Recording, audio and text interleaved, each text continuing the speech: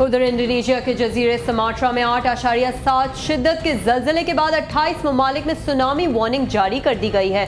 जल्जले के बाद कई ममालिक में बंदरगाहें और हवाई अड्डे बंद कर दिए गए। अमरीकी जल्जला पैमा मरकज के मुताबिक इंडोनेशिया सूबे सुमात्रा के शुमाली साहिल से 200 मील दूर आने वाले जल्जले की गहराई सतह समंदर से 33 किलोमीटर नीचे थी। जल्जले के बाद 28 ममालिक में सुनामी की वार्निंग जारी कर दी गई। जल्जले के शदीद झटके इंडोनेशिया के अलावा भारत, थाईलैंड, श्रीलंका, सोमालिया और जनूब मशरकी एशिया के दीगर ममालिक में भी महसूस किए गए।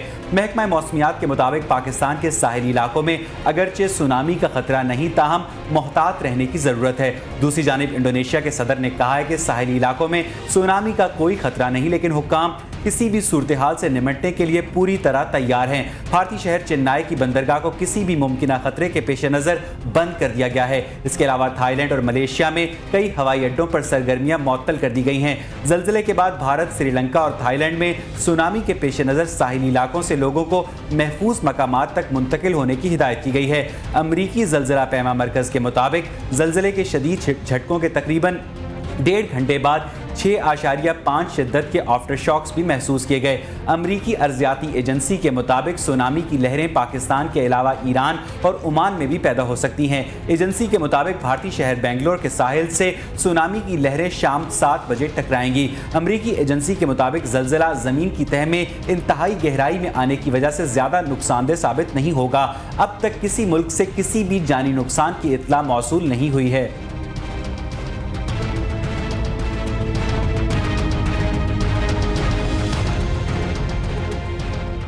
पाकिस्तान के साहिली इलाकों से सुनामी टकरा गया है। इस बारे में ताज़ा तरीन सूरत हाल जानते हैं। सीव्यू पर मौजूद है हमारे नुमाइंदे मंसूर अहमद। मंसूर, बताइएगा, सीव्यू पर अगर हालात नॉर्मल हैं तो किसी किस्म की वार्निंग जारी की गई है शहरी इंतज़ामिया की जानिब से?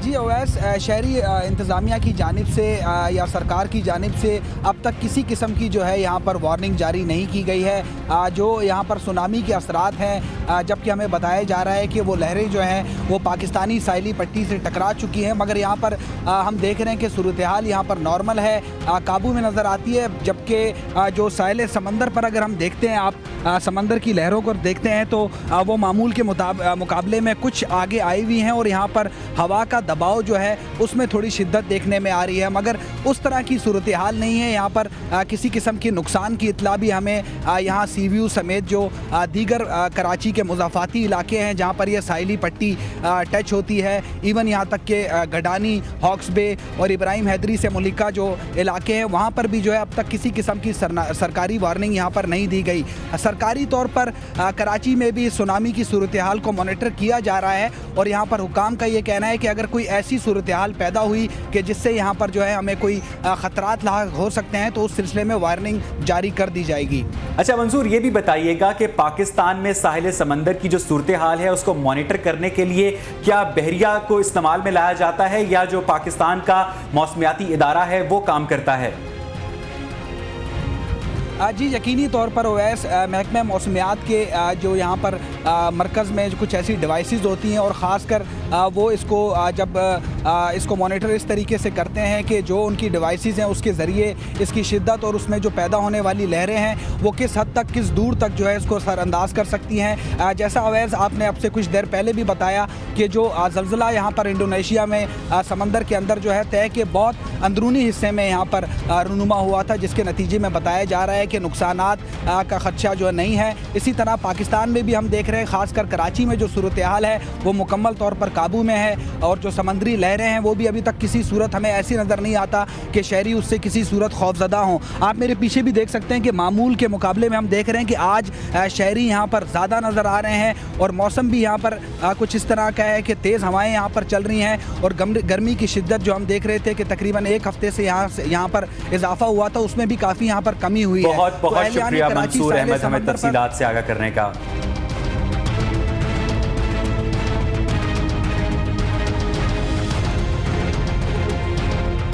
2004 में सुनामी ने 13 ममालिक को अपनी लपेट में ले लिया और 2 लाख अफराद लुक़मा अजल बन गए। मज़ीद देखते हैं इस रिपोर्ट में। 26 दिसंबर 2004 को आने वाली सुनामी से एशिया के 13 ममालिक में कम से कम 2 लाख अफराद हलाक हुए थे। सुनामी से इंडोनेशिया सबसे ज्यादा मुतासिर हुआ था, जहां तकरीबन 1,28,000 लोग हलाक हुए थे। आचे सुनामी का अहम मरकज था जहां सबसे ज्यादा तबाही हुई थी और 2/3 हलाकतें इसी सूबे में हुई थी।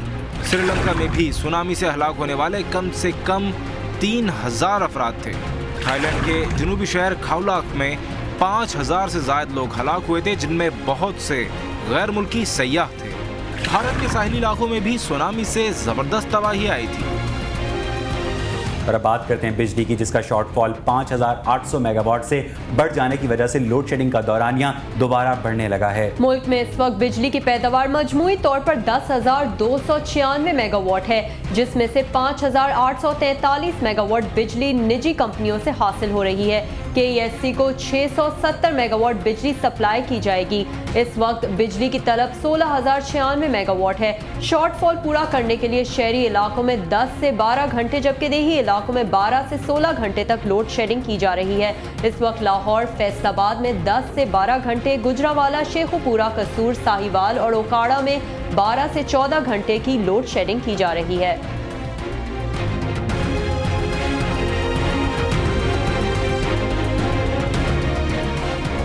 और अब कुछ बात शहर कायद की कशीदगी की। जमशेद क्वार्टर के इलाके से टुकड़ों में खातून की लाश बरामद हुई, जिससे इलाके में खौफ और हिरास फैल गया, जबकि बल्दिया टाउन से भी बोरी बंद लाश बरामद हुई है। जमशेद क्वार्टर के इलाके में गुरु मंदिर के करीब से खातून की टुकड़ों में लाश बरामद हुई। पुलिस का कहना है कि मकतूला के जिस्म के कुछ आज़ाद 2 रोज कबल बरामद हुए थे। इब्तदाई तौर पर मकतूला की शनाख्त नहीं हो सकी। गुज़श्ता रोज भी एम ए जिना रोड के करीब से खातून की टुकड़ों में बटी लाश मिली थी। दूसरी जानिब बल्दिया टाउन के इलाके 2 नंबर में कचरा कुंडी से एक शख्स की तशद्दुद ज़दा हाथ पांव बंदी लाश मिली है, जिसकी इब्तदाई तौर पर शनाख्त नहीं हो सकी।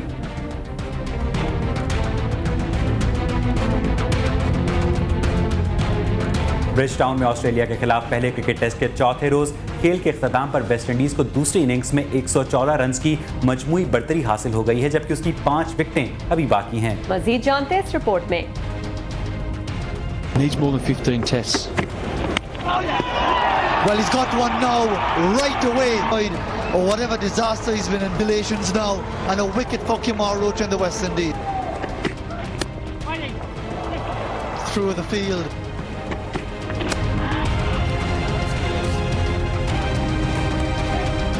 मारूफ जोड़ी शाहरुख और जूही चावला एक मर्तबा फिर इकट्ठे हो रहे हैं। खामोशियां गुनगुनाने लगी, तन्हाइयां मुस्कुराने लगी। बॉलीवुड की मारूफ जोड़ी शाहरुख और जूही एक बार फिर इकट्ठे हो रहे हैं, लेकिन किसी फिल्म के लिए नहीं बल्कि एक इश्तिहार के लिए।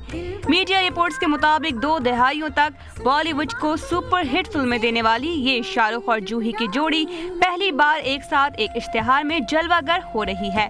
कोलकाता नाइट राइडर्स के हौसला अफजाई के लिए बनाए गए इस इश्तिहार के डायरेक्टर कबीर सिद्धांत हैं, जो शाहरुख खान के साथ एक इश्तिहार पहले भी बना चुके हैं। उनका कहना है कि वो इस इश्तिहार की अक्सबंदी के लिए पुरजोश हैं। दिल का ये कारवां यूं ही था रवा दवा, मंजिल हम सफर लेकिन मैं मेहरबान, तेरी वो एक नजर कर गई असर, दुनिया संवर जाने लगी, खामोशियां गुनगुनाने लगी।